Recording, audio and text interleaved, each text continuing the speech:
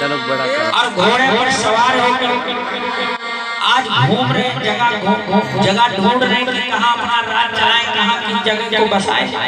हुआ तो पहुँचे जाएंगे नौमती तीरा।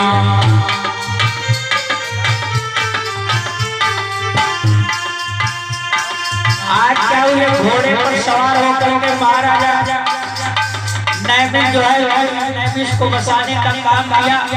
आज घोड़े पर सवार होकर के चल दिए और कहाँ आ गए, गोमती नदी के किनारे। नैमिष गए होंगे, गोमती नदी निकला है ना। कितने लोग देखे जरा हाथ उठाओ। आए अब है तो कोई गवाह है, कैसे देखते हो भाई। गोमती नदी निकला है। आज हुआ क्या, वहाँ नैमिष आ गया गोमती नदी किनारे। पहुँचे जाए नौमती तीरा।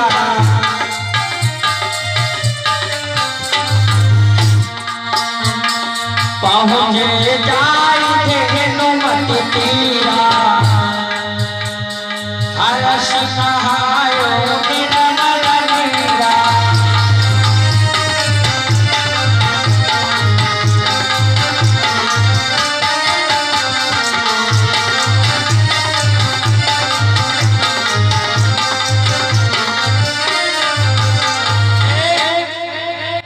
तो पहुँचे जाए नौमती तीरा, यानी कहा गोमती नदी किनारे पहुँच गए। कौन, नैमिष। हर्ष से नहाए निर्मल नीरा, यानी खूब नहाए। कहा, गोमती नदी। जो कि आज महाराजा हिरण्यकश्यप से अलग भी हो गए और आज घोड़े पर सवार होकर के पहुंच गए गोमती नदी के किनारे। और गोमती नदी के किनारे जब पहुंचे तो इतना स्वच्छ पानी देखा। नदी बह रही है, चिड़िया की आवाज आ रही है। क्या हुआ, बहुत सुंदर निर्मल जल बह रहा। कहाँ, गोमती नदी। आज महाराजा हिरण्यकश्यप से अलग होकर के जैसे नैमिष आया गोमती नदी किनारे, देख करके खुश हुआ और उसी नदी में छलांग लगा दिया। काहे, नहाने के लिए। आज नहा रहा है, बहुत खुश है। कहाँ, गोमती नदी में। और नहाते नहाते उसको ख्याल आया। क्या ख्याल आया कि बहुत पवित्र जगह है, बहुत सुंदर जगह है, क्यों ना यहीं पर अपना महल बनवाया जाए। अब तो भैया जो है अलग हो गया हिरण्यकश्यप से और उसको राज भी चलाना है, उसको महल बनाना है। आने नहा रहा, उसको विचार आ गया क्या कि बहुत सुंदर जगह है, यहीं हम अपना महल बनाऊंगा। आज हुआ क्या माता, आज नैमिष ने वहां पर अपना महल बनवा लिया और महल बनवा करके राज चलाने लगे। बहुत प्रजा खुश है। आज नैमिष कौन हो गया, नैमिष का राजा। आज अपने नाम से शहर बसा दिया नैमिष। सुंदर महल बनवा दिया गोमती नदी के किनारे और महल बनवा दिया। तमाम नौकर तमाम चाकर इकट्ठा हो गए। जान गए हिरण्यकश्यप से अलग होकर के आया है कोई उसका साथी, बहुत धनवान है, बहुत वीर है, बहुत योद्धा है, बहुत नीक राजा है। चलो हम उसकी शरण रहेंगे। अपने बहुत अच्छा बहुत सुंदर राज चला रहे हैं। कौन, राजा नैमिष के अंदर। और तमाम लोग नैमिष गए और नैमिष में नदी कुछ देखे होंगे, राजा देखे हैं, जरा हाथ उठाओ कितने लोग देखे। अरे कोई गए नहीं, आए नदी कुछ देखे तुम, हाँ तुम देखे। और कौन देखा, बताओ, जो कहीं देखा हो बताओ, इनाम देंगे। उठाओ हम इनाम साथ ही ले लिए घूमता हूँ, तुरंत इनाम देता हूँ। बताओ, हाथ तो उठाओ।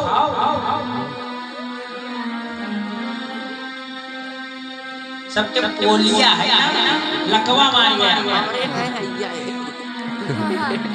लकवा, और लकवा तो मारना ही है। कारण भारत का वैज्ञानिक कहता है फालिश तब तक नहीं गिरता है जब तक तंबाकू का सेवन नहीं किया जाता है। भारत का विज्ञान क्या कहता, माताओं बहनों, कि आपको लकवा, आपको फालिश कभी अटैक नहीं करेगा यदि आप तंबाकू सेवन न करो। ये विज्ञान कहता है, मैं कह रहा हूँ। तमाम लोगों को 60 साल के बाद क्या होता है, लकवा मार जाता है ना। काहे लकवा मार जाता है? यदि कारण देखा जाए तो पहले बहुत हुक्का सूटी है, बहुत चिलम सूटे हैं, बहुत बीड़ी, बहुत गांजा हैं। ये क्या है? ये 60 साल के बाद शरीर को अपाहिज करता है। 100 में 99% ये बात सत्य है। यदि आप तंबाकू का सेवन नहीं करेंगे तो आप जीवन में कभी लकवा नहीं आपको मारेगा, कभी आप विकलांग नहीं होंगे, कभी आप पर फालिश अटैक नहीं करेगा। लकवा खुदे मारो। 1% ऐसे लोग होते हैं जिनका ब्लड सर्कुलेशन बहुत कम होता है। ये हम ऐसे नहीं बता रहे हैं, हमने पढ़ा है, क्योंकि हमने डॉक्टर को पढ़ा है।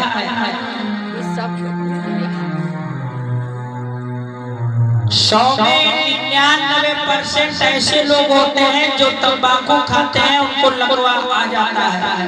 और 100 में 1% ऐसे लोग होते हैं जिनका ब्लड सर्कुलेशन कमजोर होता है, जिनके शारीरिक क्षमता जो होती है, प्रतिरोधक क्षमता जिसको बोला जाता है, जो हमारे बच्चे पढ़ रहे हैं उनको मालूम होगा।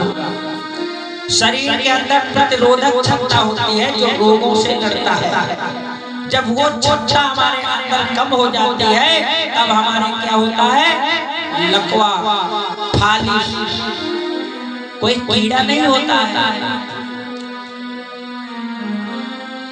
कोई पाखंड नहीं होता। तमाम बुढ़िया कहते हैं कोई कुछ करा नहीं तब है और कुछ नहीं है ना।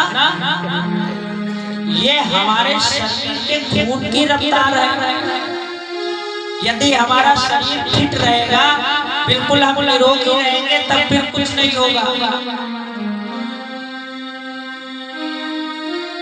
तो भाई हम बता रहे थे महाराजा नैमिषपाशी का इतिहास। दधीच कुंड देखा। अब हमसे न सकरो वो विषय अलग अलग, लेकिन देखा यहाँ लगभग सभी लोगों ने है।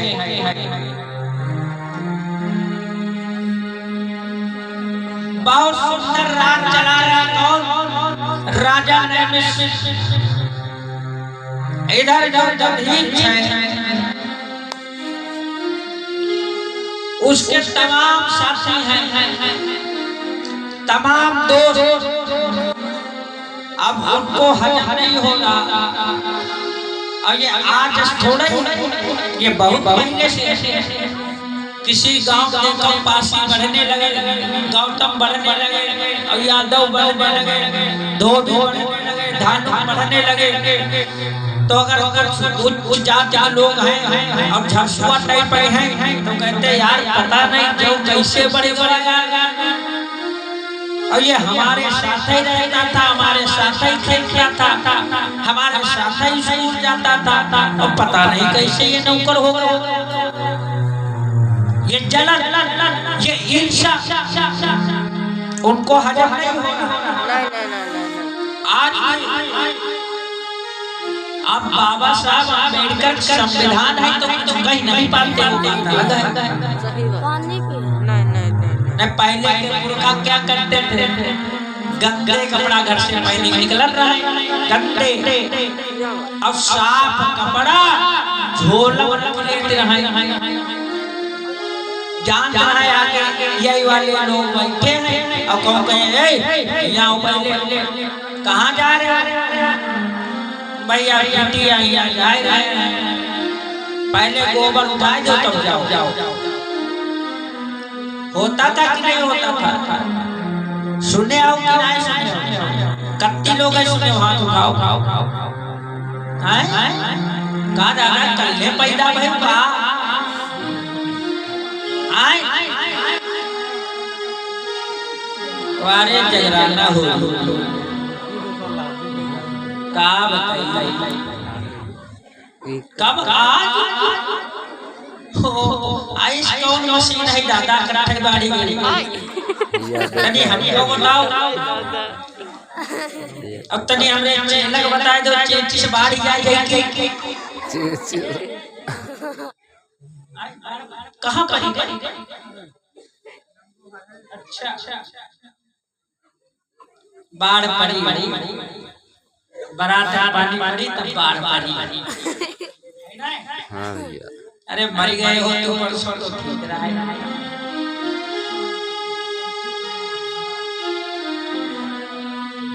सुनो समझो हमारी बात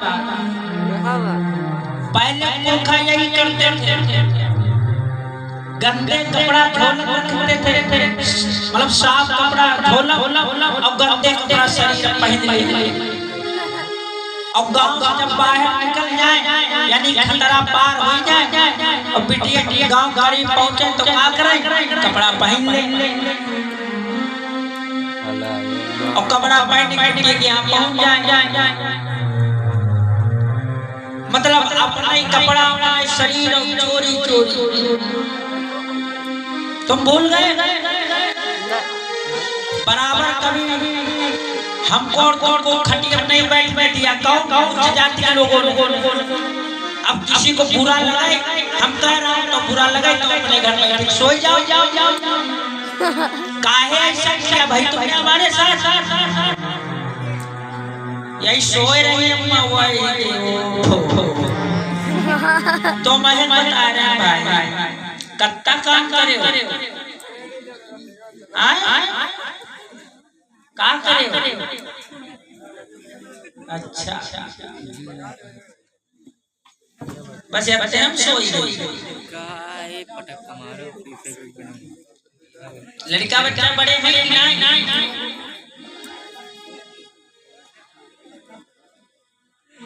का बताओ अच्छा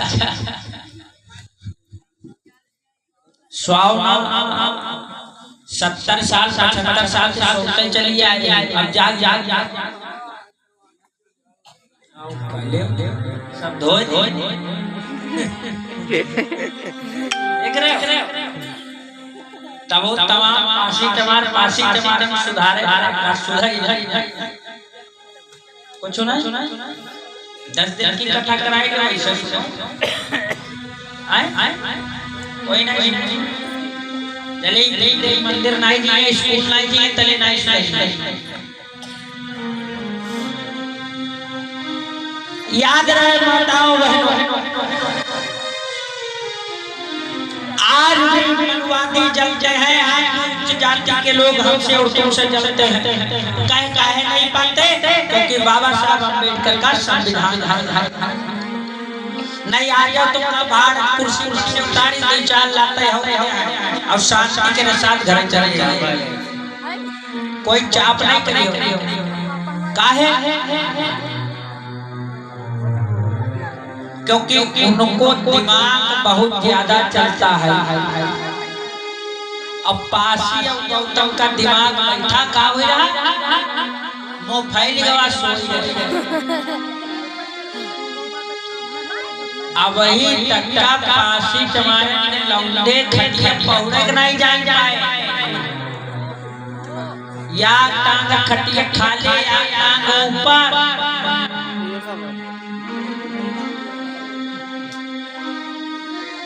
आधी माची मुचाट मतलब अपने सुबह भी बता दो व्यवस्था नहीं बनाए रहे आधी माची मुचाट अब दूसरे पे उठाए रहे धन्य बाबा साहब अम्बेडकर संविधान लिख दिया, तमाम समस्या खत्म कर दिया, बिल्कुल और समस्या खत्म कर दिया। लेकिन फिर भी हमारे लोग पढ़े नहीं, अब फिर समस्या बनने लगे। अब कौन बाबा साहब अम्बेडकर पैदा होगा? बताओ, नहीं होंगे। काहे? क्योंकि अब वो समय दूसरा था, ऐसे महान लोग पैदा हो गए।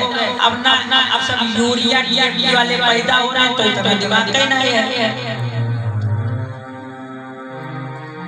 अति बड़ी लौकी है और सांझ इंजेक्शन लगा, सुबेरे अति बड़ी हो गई, वही खाई लिया। अब दिमाग क्या हो गया? दिमाग हट गया, दिमाग पंचर हो गया। प्रकृति की चीज को हमने छोड़ दिया।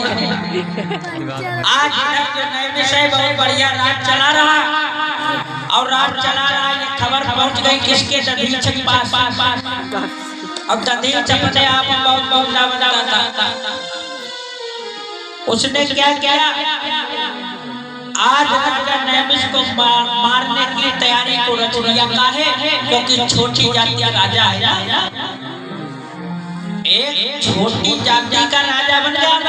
कहाँ का? नैमिष का, जहाँ पूजा करने जाते हैं, जहाँ चढ़ावा चढ़ाते हैं, जहाँ बच्चे बाल बनने जाते हैं, जहाँ पूजा पाठ करने जाते हैं, वहाँ का राजा बन गया। कौन? राजा नैमिष। बहुत प्रजा सुखी है, बहुत सुख, किसी को कोई दिक्कत नहीं, दुख नहीं। और ये बात पता चली किसको? दधीच। अब दधीच अंदर है, को रहा है, जल रहा है, वो सोच रहा है क्या कि अरे ये छोटी जाति का आदमी आवाज राजा बन गया। अब इसको कैसे मारा जाए? अगर इसको मारा नहीं जाएगा तब तो ये देश दुनिया में नाम पैदा कर लेगा। और आज क्या किया? अपने लोगों को बुलाया और राजा नैमिष जो है उसको क्या किया? मरवा। और जब मरवा दिया तो इधर हुआ क्या? आज खबर पहुंच गई कहाँ? महाराजा हिरण्यकश्यप के पास में हरदोई। और आज क्या हुआ?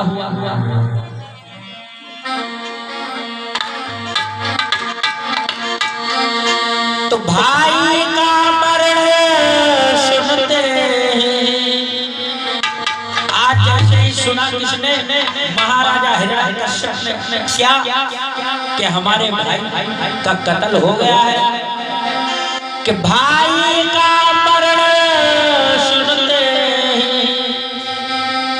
अरे भाई का खून है उबल पड़ा, भाई का खून है उबल पड़ा।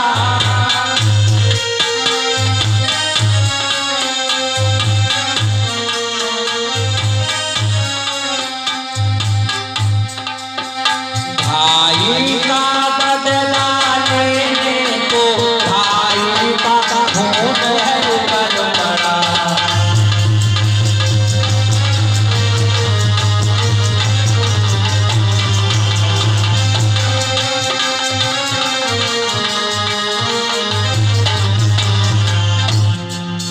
क्या हुआ? आज जैसे ही खबर पहुंची कहा? महाराजा हिरण्यकश्यप के पास में कि हमारे भैया नैमिष को मार दिया गया। आज महाराजा हिरण्यकश्यप की आंखों में खून खोल उठा और चल दिए घोड़ा से। कहा? हरदोई से नैमिष के।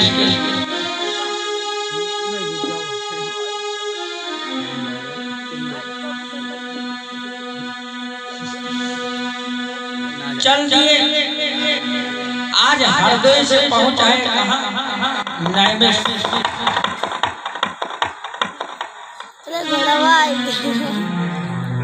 और आज जब नैमिष आ गए तो अपने गुप्तचरों को बुलाया, यानी नौकरों को बुलाया। किसने? हिरण्यकश्यप। और बुला के कहने लगे जाओ पता लगाओ कि किस व्यक्ति ने हमारे भैया को मारा है और काहे मारा है। गुप्तचर गए, पता करके आए और पता किया तो क्या निकला कि महाराज राजा नैमिष तो बहुत अच्छा राजा था और उसके जो है साथियों ने लेकर के मरवा दिया दधीच से। इसीलिए तो किसी कवि ने कहा है क्या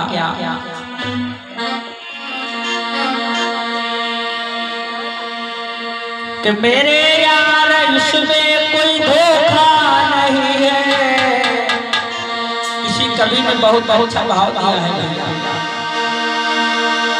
कि मेरे यार इसमें कोई धोखा नहीं है।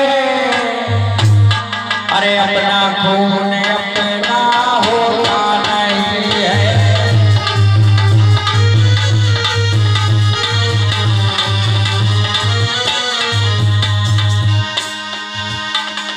मेरे यार इसमें कोई धोखा नहीं है।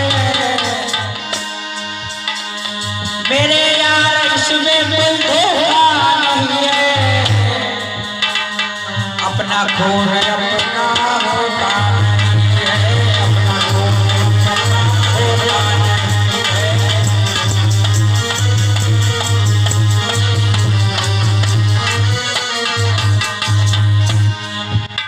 कितना अच्छा कवि ने भाव